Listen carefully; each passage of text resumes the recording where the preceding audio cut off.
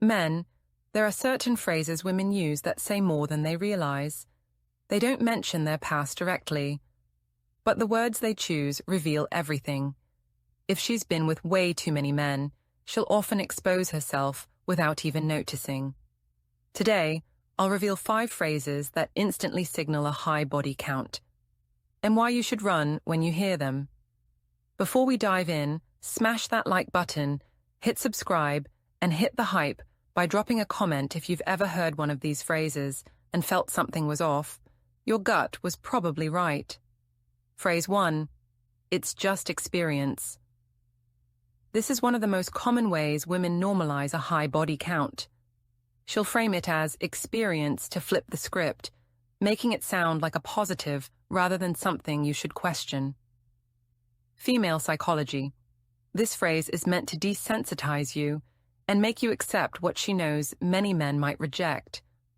Pay attention to when and how she says it. It's often used to shut down deeper conversations about her past. The genius of calling it experience is that experience is universally valued. We respect people with professional experience, life experience, and worldly experience. By applying the same language to sexual history, she borrows that positive connotation. Instead of having too many partners, she has a lot of experience. The reframing is strategic and effective because it makes questioning her sound like you're opposing personal growth and learning. But let's examine what this experience actually represents. In career contexts, experience means accumulated knowledge, refined skills, and proven track record. In relationship contexts, however, extensive experience often means the opposite.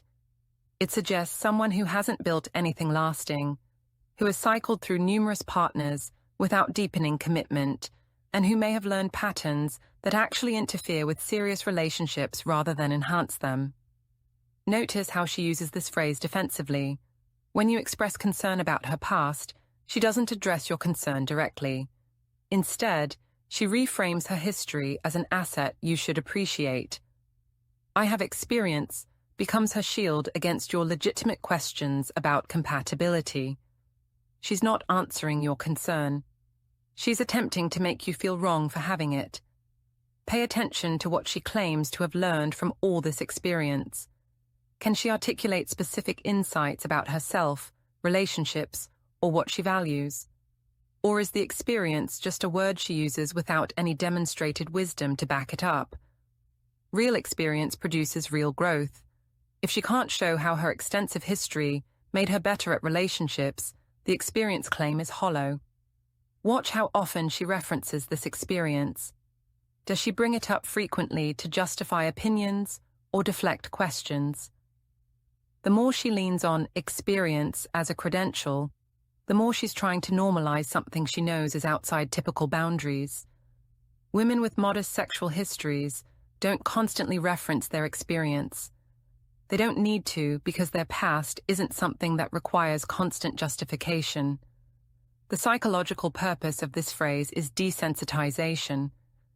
She's training you to view high partner counts as normal, sophisticated, even admirable. She wants you to believe that more partners equals more knowledge, more capability, more value. But relationship research consistently shows the opposite. People with fewer partners tend to have more stable, longer-lasting relationships. Extensive experience often correlates with inability to sustain commitment, not mastery of relationships. Phrase 2. The past doesn't matter. A classic deflection. She's signaling there's something in that past she doesn't want you to look at. Women with a high body count often insist the past is irrelevant because they know it will change how you see them. But psychology shows our past choices deeply shape how we attach, trust, and commit. So yes, it does matter. If she gets defensive when you even mention the topic, it's often because there's something to hide. This phrase is a conversation killer by design. It's not an argument or explanation.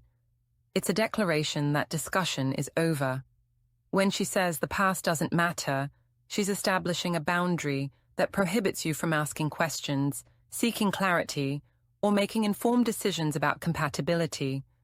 It's control disguised as philosophy. Think about when people actually believe the past doesn't matter. Usually, it's when their past reflects well on them, or at least doesn't contradict their current values. Someone with a past they're proud of doesn't need to declare it irrelevant. They can discuss it openly because it supports who they claim to be now. The insistence that past is irrelevant almost always indicates the past would be problematic if examined. Notice the absolutism in this statement. She's not saying some parts of the past matter less, or we shouldn't be defined only by our past. She's saying it doesn't matter at all. This extreme position is suspicious because it's obviously false. Past behavior is the single best predictor of future behavior. That's why employers check references, why lenders check credit history, why people ask about relationship history. We all understand that past patterns reveal likely future patterns. Watch her emotional response when you suggest that past does matter. Does she calmly disagree and explain her perspective? Or does she become defensive, angry, or accusatory? High emotional charge reveals that you've challenged something she's invested in protecting. If her past were truly unremarkable, she could discuss your differing views without becoming upset. The defensiveness tells you there's something significant she doesn't want scrutinized. Pay attention to whether she applies the standard consistently. Does she ask about your past? Does she want to know about your previous relationships, your choices, your history? If she expects transparency from you while refusing to provide it herself, the past doesn't matter claim isn't a principle. It's selective protection of information she knows would disadvantage her if revealed. The phrase also misrepresents what you're actually asking for. You're not trying to punish her for her past or hold it unfairly against her. You're trying to understand whether your values align, whether patterns in her behavior suggest compatibility issues, and whether she's capable of the kind of relationship you want. Past sexual behavior absolutely informs these questions. Someone who has had dozens of casual partners may struggle with the commitment and exclusivity that serious relationships require. Psychologically, this phrase reveals shame and fear. If she were comfortable with her past and confident it doesn't conflict with what she wants now, she could discuss it. The wall she builds suggests the past either still defines her more than she admits, or would reveal incompatibility she's hoping you won't discover until you're too invested to leave easily. Phrase 3. I don't believe in labels. This line often comes from women who've cycled through multiple short-term relationships or casual flings. Rejecting labels is a way to avoid accountability, and often means she's been intimate with many men without calling it a relationship. It's a linguistic trick to downplay her history and make it seem irrelevant. If she says this often, it's a red flag that exclusivity was never a priority for her. The rejection of labels sounds progressive and independent, but it serves a specific psychological function. Labels create clarity, expectations, and accountability. When someone is your girlfriend, certain behaviors are expected and others are off limits. But when relationships lack labels, everything becomes ambiguous. This ambiguity benefits someone who wants intimacy without commitment, physical connection without emotional accountability, and the freedom to keep options open.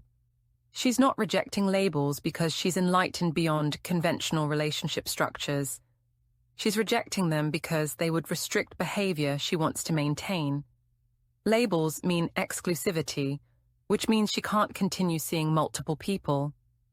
Labels mean commitment, which means she can't leave when things get difficult or when someone new becomes available.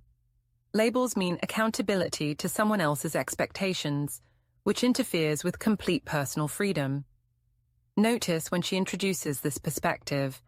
Is it early in your relationship, before you've even discussed becoming official? That's strategic timing. She's establishing ground rules that protect her freedom before you develop expectations. Is it when you try to define what you are to each other? That's defensive positioning against commitment she doesn't want to make. Pay attention to what she says instead of labels. Does she call you her friend, even though you're intimate? Does she refer to what you have as hanging out, even though you're dating exclusively? The language she uses reveals how she actually views the relationship. If she won't claim you with a label, she's keeping one foot out the door, maintaining the option to walk away or pursue others without technically cheating. Watch whether this no labels philosophy extends to all areas of her life or just relationships. Does she reject labels generally, or just the ones that would define her commitment to you? If it's selective, the principle is really just protection against relationship accountability specifically. Consider the history this philosophy represents. Women who reject labels typically have extensive experience with casual, undefined relationships. This isn't theoretical philosophy. It's practical framework developed through repeated situations where labels would have been restrictive. She's not thinking abstractly about the nature of definitions. She's protecting a lifestyle that has worked for her, one that prioritizes freedom and novelty over commitment and depth. The psychological reality is that rejecting labels often indicates avoidant attachment style. People who struggle with emotional intimacy and commitment experience relationship definitions as threatening. They need escape routes, ambiguity, and the ability to leave without it counting as a real breakup. The no-label stance isn't enlightenment. It's often fear of true vulnerability and commitment disguised as progressive independence. Phrase 4, everyone has a past. True, but context matters. This phrase is usually said defensively, not casually. She's trying to normalize or hide the scale of her past. It's not just a past. It's often a long history she's worried you'll judge. Female psychology, this is called preemptive reframing, preparing you to accept something before you even know the full story. The statement, everyone has a past, is technically true, but functionally misleading. Yes, everyone has history, but not all histories are equivalent. Someone who has had 2 serious relationships has a past. Someone who has had dozens of casual hookups also has a past. These are not the same, and pretending they are is deliberate obfuscation. She's using universal truth to normalize specific behavior. By stating something obviously true, everyone has history, she's implying that all histories are equally unremarkable and equally irrelevant. But this equivalence is false. The nature, extent, and pattern of someone's past absolutely matters for assessing compatibility and likely future behavior. Notice the defensive timing of this phrase. She typically says it when her past becomes a topic of discussion or concern. It's reactive, not proactive. She's not making a philosophical observation. She's deflecting attention from specifics of her history by appealing to universal human experience. The defense mechanism is obvious once you see the pattern. Pay attention to what she's not saying. She's not providing details about her past. She's not explaining how her past shaped who she is now. She's not demonstrating that she's learned and grown from previous experiences. Instead, she's simply asserting that having a past is normal, which dodges all the actual questions about what that past contains and what it reveals. Watch for whether she's genuinely comfortable discussing her past or just comfortable dismissing its relevance. Someone who has made peace with their history can talk about it without defensiveness. They can acknowledge past mistakes, explain what they learned, and show genuine growth. But someone who hides behind everyone has a past is usually avoiding specifics because those specifics would be problematic. Consider the implication she's making about you. By stating everyone has a past, she's subtly suggesting that you're being unreasonable or hypocritical if you care about hers. She's implying that since you have history too, you have no right to consider hers relevant. This is manipulation. Your having a past doesn't obligate you to accept any and all pasts in a partner. Compatibility includes values, alignment around intimacy and relationships. The psychology of this phrase involves normalization and deflection. She wants you to see high partner counts as so normal that questioning them seems abnormal. She's trying to shift the frame from, "Is her past concerning?" to, "Why would you even care about anyone's past?" If she can change the question, she doesn't have to answer the original one. Phrase 5. Why do men care so much about that? This one's a big tell. If she says this with irritation or mockery, it's often because she knows her number is higher than most men would accept. It's also a way to shift the focus from her actions to your reaction. Classic deflection. Psychology shows that people mock or belittle the things they fear being judged for. This phrase is less about curiosity and more about damage control. The shift from answering questions to questioning the questions themselves is a sophisticated defense mechanism.